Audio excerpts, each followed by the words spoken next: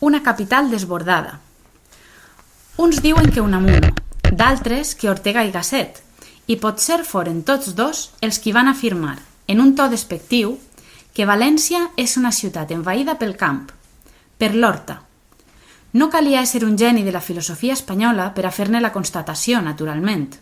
L'havien fet abans molts d'altres visitants poc o molt il·lustres, i l'han repetida després tots els qui amb ulls a la cara han passejat pels carrers de la ciutat. L'horta, en efecte, assalta l'urbs.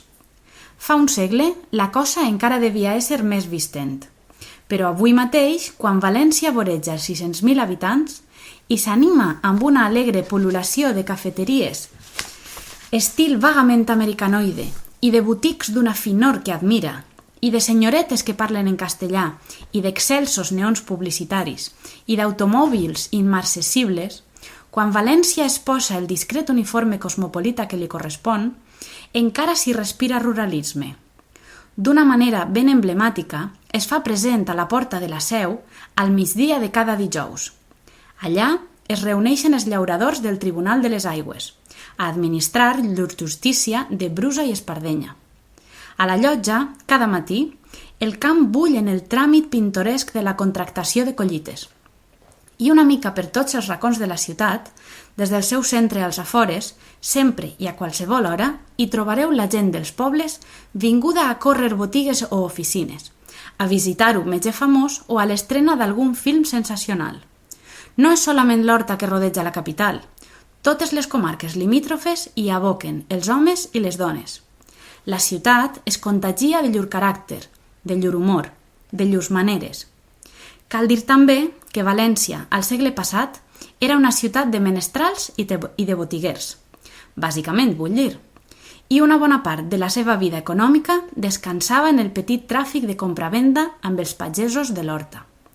Hi havia, és clar, més coses. L'operació mercantil a gran escala, la plàcida seguida vegetativa del prebendat, del rendista, del professional, la pruïtja del financer de mitja talla. Blasco Ibáñez va retratar magníficament aquell ambient a les pàgines d'Arroz i Tartana, la millor, al meu gust, de les seves novel·les. Però els botiguers, amb el temps, hi prendrien una importància especial. Quan pujar o baixar a València ja no fou una aventura de tardana o de diligència descoratjadora, la clientela de les botigues ciutadanes es va veure fabulosament augmentada. El perfeccionament de la burocràcia afegia a la ciutat un nou gruix de paràsits, però alhora li proporcionava una altra mena de clientela. La província havia de gravitar més encara sobre la capital, obligada pel papereig oficial i per la peremptorietat de les antesales. Més tard, els nexes comercials i oficinescos han adquirit una complicació extraordinària. Pràcticament ja no podeu sortir de casa sense haver de passar abans per la capital. El centralisme provincià, al cap i a la fi bastant natural, ha tingut aquests efectes. I tot això, ben mirat, es tradueix en una major pressió de les comarques sobre València. Seria exagerat de dir que València, poc industrialitzada, viu dels serveis que presta al seu camp. Seria exagerat, ho reconec, però alguna cosa d'això hi ha. Al mateix temps, València ha crescut. En 1842 tenia, segons el senyor Madoz, 66.355 habitants. En 1877 en tenia 106.435. En 1900 havia pujat a 213.550. 30 anys després arribava a 320.195. Algú ha dit que de las 7 llamadas grandes ciudades españolas, Madrid, Barcelona, Valencia, Sevilla, Málaga, Zaragoza y Bilbao, la única que no ha triplicado su población en los últimos 60 años ha sido la nuestra. Potser això no és ben bé exacte. En el Conte de València caldria apuntar el creixement de molts pobles del seu cinturó rural que han canviat una mica llur condició pagesa per la de barris suburbials. Burjassot, a 4 passes de la capital, té avui més de 17.000 habitants i 30 anys enrere no passava dels 5.000. I com Burjassot, tants d'altres llocs de la rodalia que descongestionen l'amuntegament urbà. Aquesta ufana demogràfica ha fet saltar els vells quadres dirigents de la ciutat. El 800, malgrat tots els seus aspectes i la seva realitat, caòtics, havia mantingut unes mínimes jerarquies socials, a tenor del sistema relativament burgès en què vivia. La vida local tenia un to tan provincià com vulgueu, però un to. Ara, i no s'ha produït cap canvi d'estructura, la ciutat es troba sense cap minoria consolidada, de base benestant i amb pretensions directives. Donades les circumstàncies, hauria d'haver-hi una burgesia que mantingués el to, en l'ordre mundà com en el polític, en el cultural com en l'econòmic. El manté naturalment en l'ordre econòmic, però només en aquest. A València, com a tot arreu, hi ha pixavins espectaculars i prestigis fòssils. Són, però, espècies a extingir. I hi ha societats, l'agricultura, el Real Tiro de Pichón, d'un deliciós anacronisme. La veritat és que aquestes minories pseudodirigents ja no vertebren la ciutat. A València, ara, tot és poble. És clar que ací el poble venia comptant molt d'ençà del 1800. Ara, repeteixo, ho és tot. Tot allò que té alguna vitalitat, a València és una Germania amable i sense verí, de moment. Martí Domínguez ha parlat de la germania latent de la vida valenciana. I ho deia particularment referint-se a les Falles, la gran festa popular de la capital, avui escampada a moltes grans poblacions del país. Pacífica insurrecció dels barris. Podria ésser d'una altra manera? L'insurgentisme del segle passat, que es perllongava en el nostre, només ha cedit davant les ocasions en què l'Estat s'ha endurit com a tal estat. 1923, ara. La insurrecció es continua en forma de festa. Però insurrecte o no, el poble és l'única cosa activa de la ciutat. Afortunadament, perquè, en últim terme, el poble es manté fidel a si mateix, fidel al país, que és ell, en definitiva.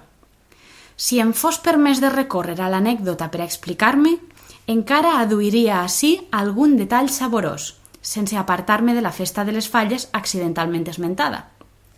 Confio que no sabrà greu al lector que parli d'una cosa tan trivial com una festa de ciutat. Al capdavall, en aquest instant, el meu tema és un tema municipal. Les Falles, en tant que expansió popular neta, conserven l'estil i la llengua, jocuns, lleument obscens, del poble. La borrosa burgesia despersonalitzada s'hi ha adherit i la seva participació, els paradors, un híbrid d'envelat de festa major i de club aristocràtic, té un aire coent, inefable. Les Falles les fa el poble sense cap intervenció dels altres. Els altres, tot ben garbellat, ja no són res en la vida de València. Són el que són llurs diners. O ni tan sols això, qualsevol cosa llevat d'una minoria dirigent. Però aquesta evaporació de les minories dirigents ha vingut a agreujar un mal anterior. He dit, em penso, que la València del 18 havia comptat per primera vegada en la seva història amb un país que li feia costat. Després de segles d'anseatisme, esdevenia capital d'un regne, per bé que justament aleshores el regne desapareixia. El XIX va interrompre de seguida aquesta trajectòria incipient. El regne fou dividit en províncies i el País Valencià, en comptes d'una capital, en va tenir 3. València podia haver superat l'obstacle com va superar-lo Barcelona. La divisió provincial no ha impedit que Barcelona preservés la seva capitalitat sobre el Principat. València no va saber aconseguir-ho. Les seves classes dirigents, vull dir. Cal reconèixer que la situació no era idèntica. Una cosa tan bèstia com el nom, per exemple, es convertia en un problema entre els valencians. Però de més a més, hi havia allò que acabo d'al·ludir. L'absència de minories rectores responsables. Les del Déneu ja tenien una irradiació restringidament municipal. En el 20 no existeix ni tan sols això. A València, el poble, abandonat a si mateix, no pot sentir-se capitalici. En tot cas, no sent la seva dignitat de capital, sinó en la mesura en què l'administració la hi confereix, sobre la província. La regió se li escapa de les mans. El provincianisme, vegeu el capítol pròxim, tenia, amb la dimissió de València, el camí obert al seu particularisme beneït. La ciutat havia estat desbordada per massa pulsions socials que els seus veïns eren incapaços de captar. Per als homes que es disputaven les concejalies de l'Ajuntament o es dedicaven a pegar-se en els rosaris de l'Aurora, republicans, carlins, liberals, conservadors, el país era una mera referència geogràfica sense més valor que la d'unes circumscripcions electorals guanyades o a guanyar. Llur miopia, llur sucursalisme, no els deixava veure res més.